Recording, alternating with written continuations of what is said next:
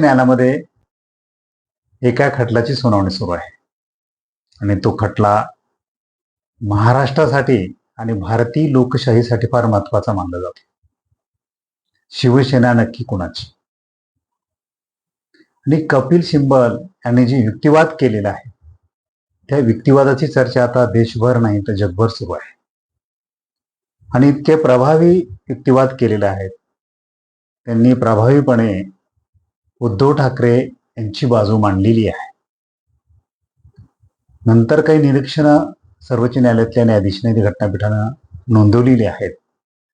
त्याच्यावरून सर्व मीडियामध्ये असं वातावरण तयार झालेलं आहे की जो काही आता निकाल येणार आहे शिवसेना कुणाची, तर हा उद्धव ठाकरे यांच्या बाजूने निकाल येईल असं सर्वच घटना तज्ज्ञांना, अभ्यासकांना आणि लोकांनाही तसं वाटतंय. पण खरंच असं घडेल का? शिवसेनेमध्ये फूट पडून जे काही सरकार आलं आणि त्या सरकारने पुन्हा जी काही महाराष्ट्राच्या राजकारणाची जी वाट लावलेली आहे, म्हणजे राजकारण जे घसरत चाललेलं आहे, तर त्याच्यावरनं तुम्हाला असं वाटतं का की सर्वोच्च न्यायालयामध्ये शिवसेना कुणाची याची कितीही कायदेशीर बाजू उद्धव ठाकरेच्या बाजूने असली तरी त्याचा निकाल उद्धव ठाकरे यांच्या बाजूने खचितच नाही.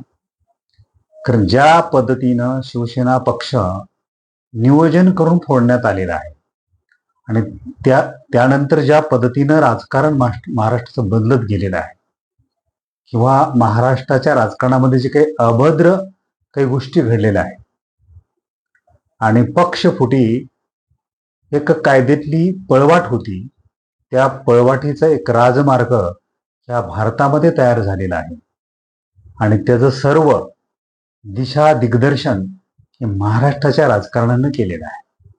म्हणजे पक्षफुटीचं जो काही राजमार्ग या भारतामध्ये तयार झाला तर त्याचं एक चांगल्या पद्धतीचं मॉडेल हे महाराष्ट्राचं राजकारण आहे.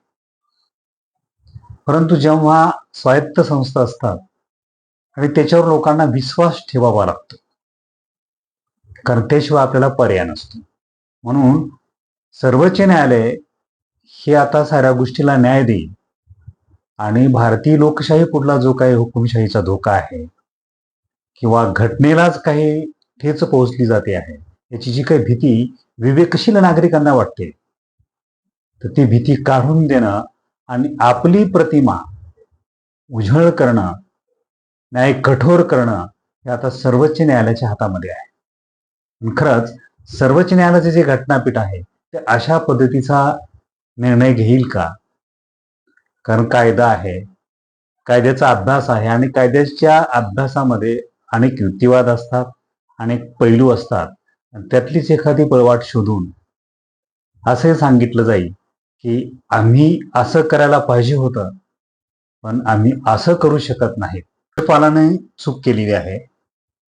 सत्ता स्थापनेसाठी अधिवेशन बोलवणं हे राज्यपालाच्या अधिकार क्षेत्रात येत नव्हतं. पण राज्यपालाने जे काही त्यावेळेस 2022ला जे अधिवेशन बोललं होतं सत्ता स्थापनेसाठी, त्यालाही उद्धव ठाकरेच्या शिवसेनेनं चॅलेंज केलेलं होतं. सर्वोच्च न्यायालयाने हिरवा कंदील दिला नसला तरी त्यांनी अधिवेशन रोखलेलं नव्हतं किंवा स्थगित केलेलं नव्हतं आणि त्यामुळे सर्व घटनाक्रमामुळं एक घटनाबाह्य सरकार महाराष्ट्राच्या बोकांडी बसलेलं होतं आणि घटनाबाह्य सरकार जेव्हा महाराष्ट्राच्या असं उरावर बसल्यानंतर ज्या पद्धतीचं राजकारण पुन्हा महाराष्ट्रामध्ये घडलेलं आहे आणि त्यामुळे महाराष्ट्राची आणि परिणामी लोकशाही मूल्याची जी काही हानी झालेली आहे ती कधी न भरून येणारी आहे. म्हणजे सर्वोच्च न्यायालयाची चुकी, राज्यपालांची एक घटनादत्त चूक, म्हणजे त्याला आपण घटनेचा व्यभिचार जरी म्हटलं तर ते चुकीचं नाही. आणि अशा पद्धती सारं झाल्यानंतर कपिल सिब्बल यांनी युक्तिवाद केला आहे, तो प्रभावीपणे केलेला आहे आणि उद्धव ठाकरे सेनेची बाजू भक्कम त्यांनी मांडलेली आहे. आणि म्हणून न्यायाधीशांनी सुद्धा काही टिप्पण्या सकारात्मक केलेल्या असतील किंवा उद्धव ठाकरेंच्या बाजूने जरी केल्या असतील तरी सुद्धा निकाल उद्धव ठाकरेच्याच बाजूने येईल अशी सुतराम शक्यता नाही.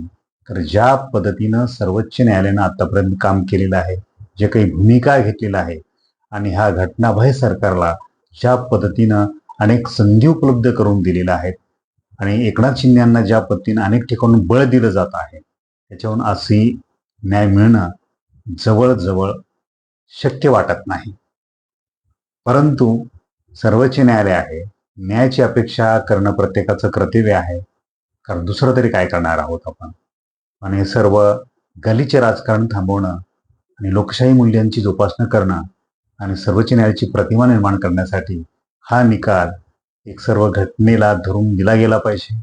कपिल सिब्बल यांचे जे काही युक्तिवाद आहे ते जर सर्वांना पटत असतील त्या पद्धतीनं निकाल येईल अशी अपेक्षा सर्वांनाच आहे.